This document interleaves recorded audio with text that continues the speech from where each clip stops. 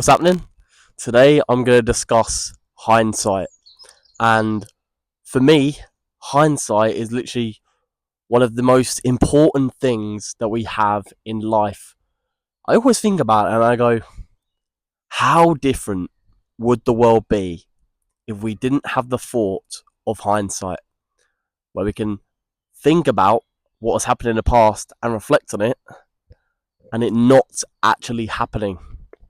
So today I've built on it to sort of break it down. What is it? How do we use it? How do we use it effectively? And how do we shape our life off the back of this? Hindsight is the clarity you only get after something's happened, and then a couple of hours later, a couple of days later, your brain goes, oh my God, that was what I was meant to do. That was what I was meant to say. And then you always say to yourself, in hindsight, I should have done that. And there's no prophecy sort of greater than telling yourself that. Some lessons don't reveal themselves in the moment. Hence, hindsight coming along, tapping you on the shoulder and going, hey, what about me? You forgot about me in the moment, and now I'm here. For a lot of us as well, hindsight is absolutely brutal. But it's also what we need. And we've got to be grateful that we actually have it, like I said, where we always want to seek that reflection. And hindsight allows us to do that. And it also lets us have that moment where we can say to ourselves, now I finally see it. And that's how we are able to shape ourselves and our decision making and our life and how we operate. There's also the regret versus reflection, where we always feel a small sense of regret with hindsight. And the thing with regret is that it continuously replays. But the thing we've got to tell ourselves is that this regret can't be changed. It has happened. We have to live with this decision because it was the one we made. And reflection reshapes our mind and allows us to do the opposite and actually look forward, where we've reflected, or we've gone back and we've reflected on our regret, and then this reflection then shapes the future. So it works both ways. One keeps us in one position, regret, where we don't make a decision because we're filled with that regret and remorse for our decision. And reflection, that allows us to move forward and push us on. We always see ourselves as well, in hindsight, as a worse version of ourselves. When really, when we look back on it, because we can't change the past, that could have been the best version that I knew of me. Or that could have been the best decision that at the time I knew. Because sometimes we say, oh, in hindsight, but then we've also learned something to then reshape that decision when in that moment we didn't actually know, so it was the right one. And sometimes when you look at your past self and your decisions you make, you think, you sort of see yourself as this small being. Your decisions were wrong. And that's what happens when you grow. When you grow, you see everything that you did wrong before and you go, why did I do that? But that's the best thing about life. You learn from it.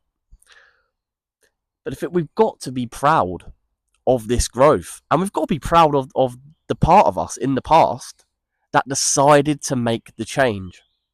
The best version of myself was the version on November 24th that said, Ben, sign up for the gym.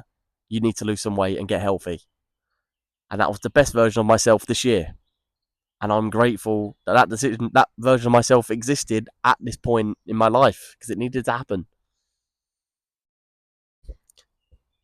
Having that compassion for our past self, from being younger, from being just 6 months ago, 200 days ago. Having that compassion is growth too. And it allows us to keep looking forward because we can look back and just be grateful that we made these decisions. Right or wrongly, we made a decision to move forward or backwards to then learn. We also have a false comfort of what if. And asking yourself over and over again, oh, what if I did this? What if I did that? It's a distraction from what can I do now, which has to be the first question. Before you ask what if or can I, you've got to say, what can I do now, presently, to make that first decision, that first change, to get me going? The past can't be edited. It's happened.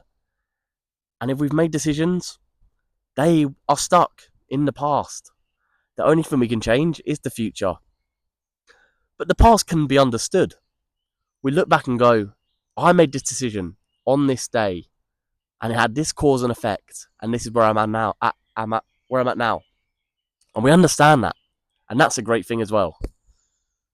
But we also have an obsession with creating an alternate ending for ourselves, and what this does, it really steals the peace of the present, where we keep questioning all the past situations and things that happened previously, but we really need to look forward or presently rather than back.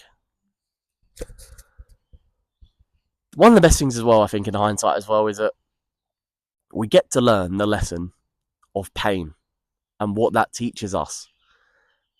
Pain and failure is the best lesson you can teach yourself. You can be taught by the world, because it guides your future decisions. You might have been told, or you might have failed and gone the wrong way. And then what you do after that is that you go the other way. You repair your mistakes. Because what you don't achieve teaches you how to achieve it the next time. You might have done one thing wrong, and that's all you've got to change to then completely change your outcome of what you want to do. And the thing is as well is that pain also sharpens our memory. And for me, like, I think my memory's a joke where I just remember so much stuff, rightly or wrongly, and also things that I also should just let go and stop worrying about and stop thinking about and stop overthinking about. But the good thing with my memory is that I'm actually able to use it for what it's there for good memories, for pain, for reflection. Because by using it, I don't resent it. I'm grateful to have the power to do this. And that's what life's all about. Allowing myself to feel certain things and allow myself to change. We have to use this pain as well. Because if we don't, our hindsight will just continue to haunt us, where we are never looking forward. We are always just looking back in hindsight.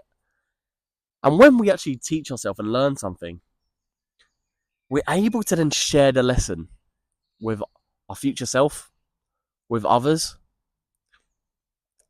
and we're allowed to sort of remove the bitterness, because what may have broken me in the moment could be the thing that someone needs to help them grow. And it's just a simple thing of we're all different people, we're all different individuals, where I could think I failed at something, but for someone else, that could mean they've achieved. That could mean they've got to where they want to be. One of the good ones is for like weight, where it's like I'd love to be 75 kg by cutting, but people are also doing the opposite journey where they're trying to gain weight and bulk up and put on muscle. So they might be really skinny at 60 kg, and their goal is the other way to get to 75. And it's all about perspective of we all want to get to the same point, but we've got a different way of getting there. And the way I look at it is, in hindsight, is I've made decisions and mistakes that I don't want to make again.